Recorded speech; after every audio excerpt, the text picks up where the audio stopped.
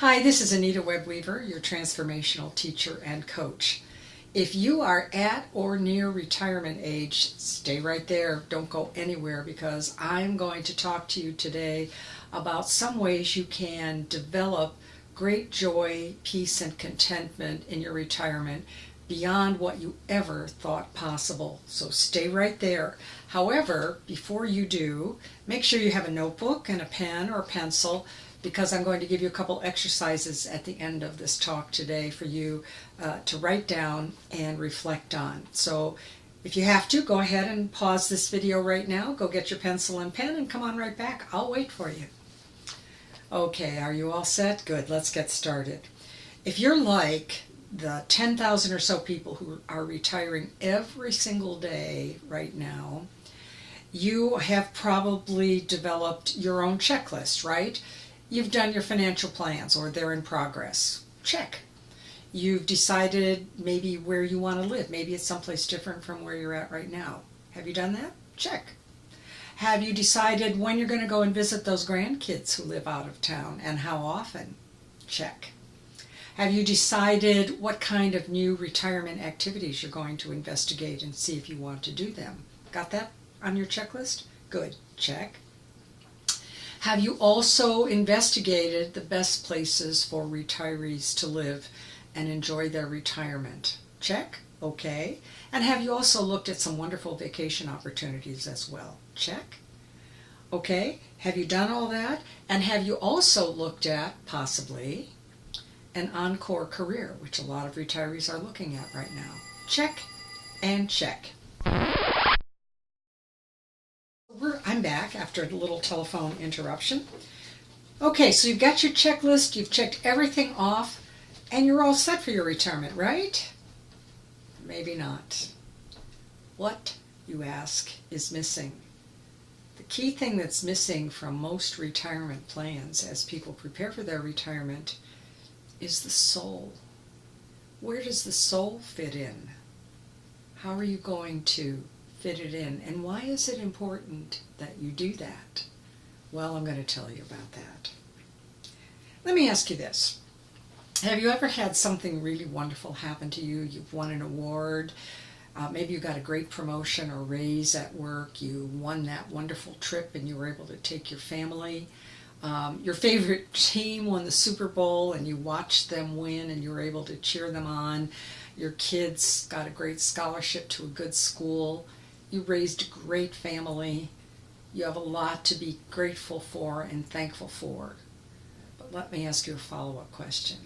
After you won that award, spent the money from the raise or invested it, took the vacation, the kids are now raised, college education was gained, how do you feel now? Has that great feeling of excitement stayed with you? If you're like most people, it hasn't. Just ask the Cleveland Cavaliers that won that wonderful basketball championship last year. And then they had the parade through Cleveland. It was very exciting. But it's over. And now they're in a new season, fighting to stay on or close to the top and maybe get in the finals again. Now it's struggle time, and now it's injury time, and now it's time to dig in and fight off other teams who are trying for the same thing. The point is that these kinds of awards and benefits and exciting things that happen in our lives, the feeling from them doesn't stay with us. Why is that? It's because they're human activities. They belong to the area of the personality. And wonderful as they are, and they should be celebrated, and yes, we should experience gratitude, they are human activities. And so we humans change, our circumstances change, our lives change, environments change. And as that change occurs, it kind of washes away that feeling. The feeling is not stable or lasting.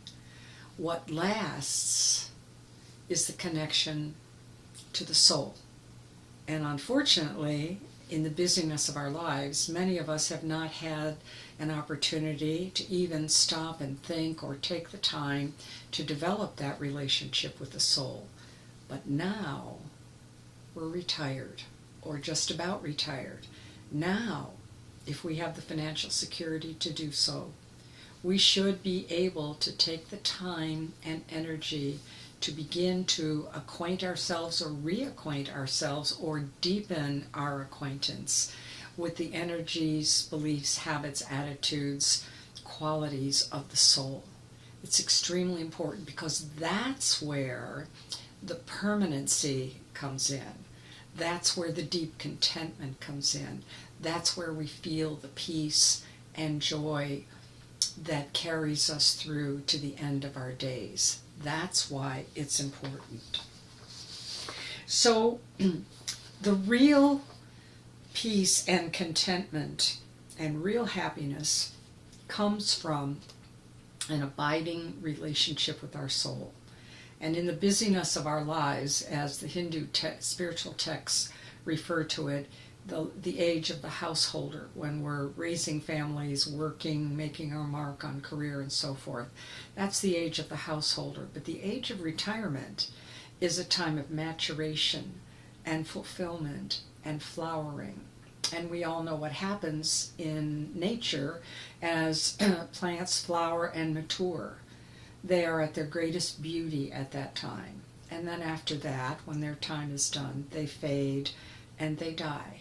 It will also happen to us, but it doesn't have to be a sorrowful or anxious time. So the key task of older age, as I see it, is to develop that lasting relationship with the soul. So how do we do that? I'm glad you asked. There are basically two approaches.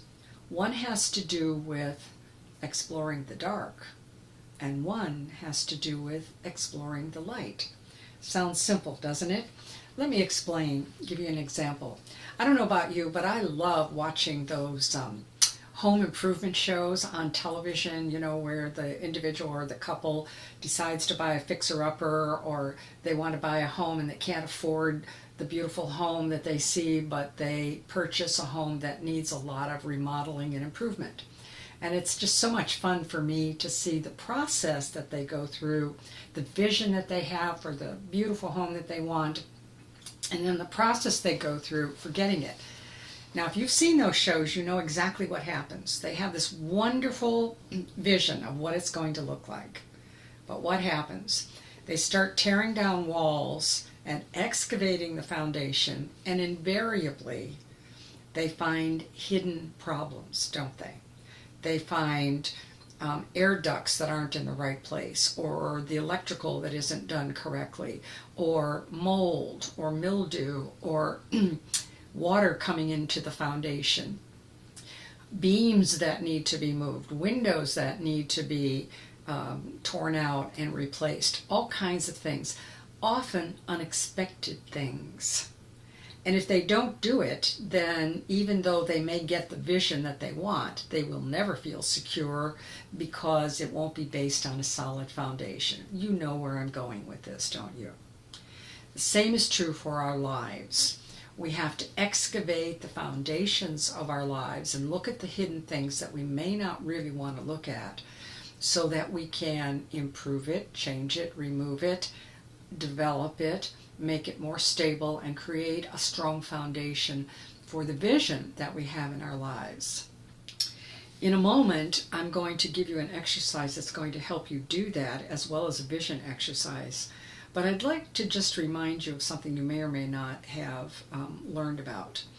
When Michelangelo, the great sculptor and painter, was creating that beautiful statue of David that artists feel is one of the most beautiful creations ever made by an artist, people asked him, how did you create such a beautiful statue? And actually he looked a little surprised and turned to people and he said, I just took away all that didn't belong. And I think that that's a wonderful metaphor for what can be done with our lives. We also have that great beauty of the soul, the joy of the soul, the perfection of the soul and spirit within us.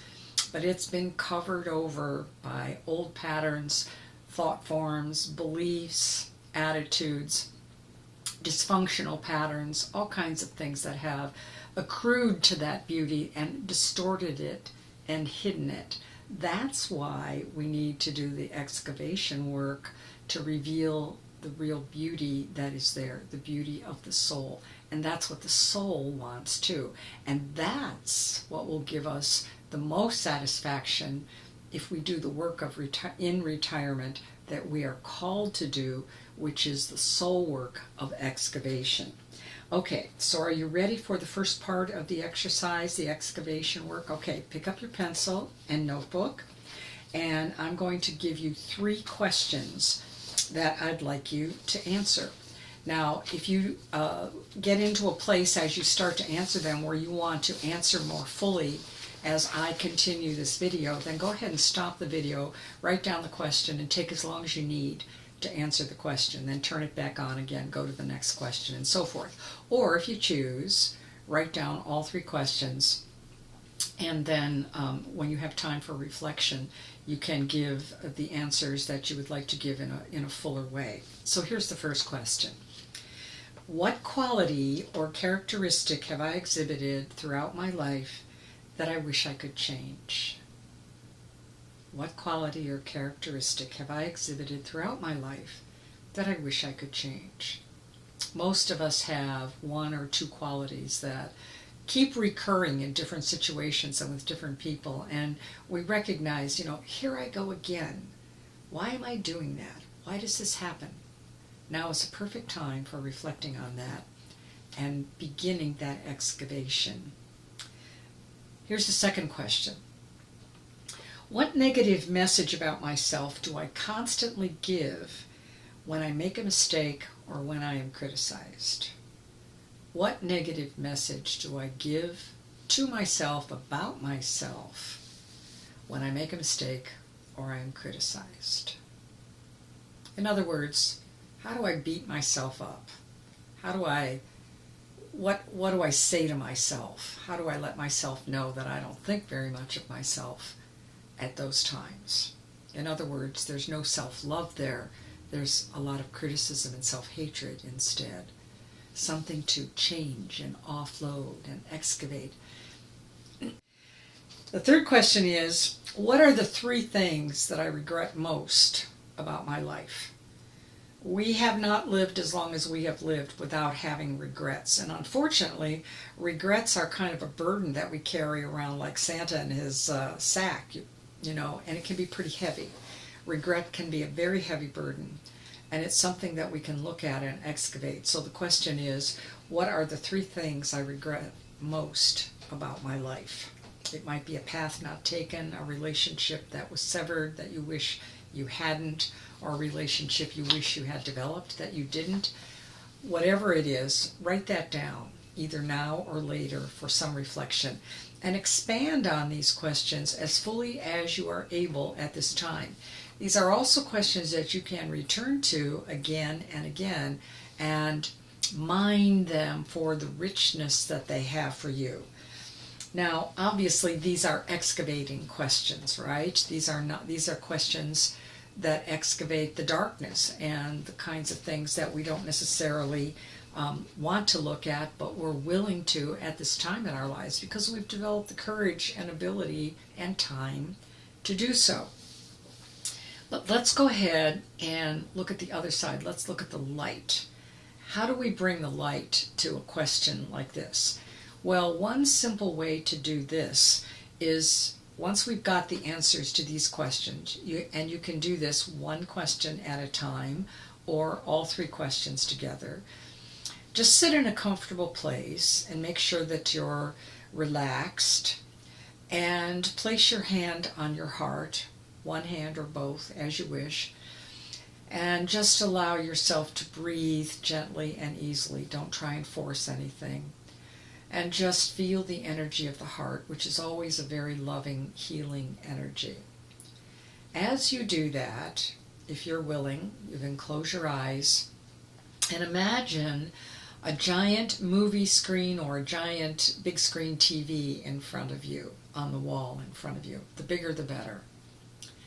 And then place the image of the answers to those questions on that screen. In other words, not the words themselves, but whatever image might come to mind that represents, for example, the regret that you feel in your life, or the critical voice in your head in your life, or characteristics that you're not happy with. Whatever images come to mind, allow them to be on that screen and put them in the lower left-hand part of the screen. And they may be doing something, or they may be sitting there, they may be inanimate, like an ugly lump of coal, or it might be a worm, or whatever image comes to mind. It doesn't matter, just let it sit there, let it do its thing. It cannot hurt you or affect you. And then from the upper right-hand part of the screen, think about the qualities of that perfect you, that David-like you, that is like the soul, that is perfection and joy and always in contact with the divine. And that being is a being of great light and beautiful energy. And so imagine that light, let it be there. It might be a pure white, bluish light, or it may be a scintillating light that has lovely little colors of pink and gold floating through it, or it might have intense light of cobalt blue or emerald green, which is a healing color, come through it. Whatever it wants to be, let it be there and let it shine onto that screen and go all the way from that upper right down to that lower left part where you have these images of the you that doesn't feel so great. And allow that healing, loving energy all the time you have your hand on your heart. Allow that energy to heal and repair and possibly dissipate that energy. And allow that to happen in any way that it chooses to. Don't force it. Don't make it do something. Let it just do whatever it wants to do. You may feel it dissipating, you may feel it joining the light, you may feel it getting smaller. Whatever you notice, let it be there. Some remains may still be there at the end of this little meditation session. Let it be there as well. But some shift will occur, because by doing this exercise you are calling upon your own soul, the divine part of you, to join with this human part and heal those parts of you that are still wounded, that are still sore, that are still hurt, and that if you take them into retirement with you as fully as they have been in your life, they will deny you, to a certain extent, the peace and contentment and joy you would like to have in your retirement. So this is one simple exercise you can do. But there's also one other exercise that you can do to help inspire you and to help strengthen the vision of what you would like to be in retirement and of who you would like to be. So here's one more question for you to answer, and it's this. What sort of person have I always wanted to be? How have I wanted to be in the world? How do I see myself at my best and highest? And as you reflect on that question, follow up with the question of, what would I need to let go of or add to my life in order to become more of that person, to grow into that being that I wish to be in my life, that beautiful vision of myself that is closer to the soul qualities that I know I have. You see, it's really very simple, but it's also extremely profound. Simple questions that evoke insight, simple healing exercises that bring together the painful with the healing and that allow us to heal and shift and change. I guarantee you, as you continue to both inspire yourself with your vision, deepen that vision, excavate that as well as the dark places and bring them to the light for healing, I guarantee you will open up spaces of great joy and peace and contentment in your retirement, whatever external activities you choose to undertake during this very special time. I'm really glad you spent this time with me today. I thank you for the honor of allowing me to share some of these ideas with you and to travel this road with me. The next video, I'll explain how the soul operates in our lives and how we can encourage it to take a more active role in our life, especially in this place of retirement as we are nearing the profound end of our life. So until then, keep excavating, keep refining and strengthening your vision. This is Anita Web Weaver, and I thank you for watching and listening.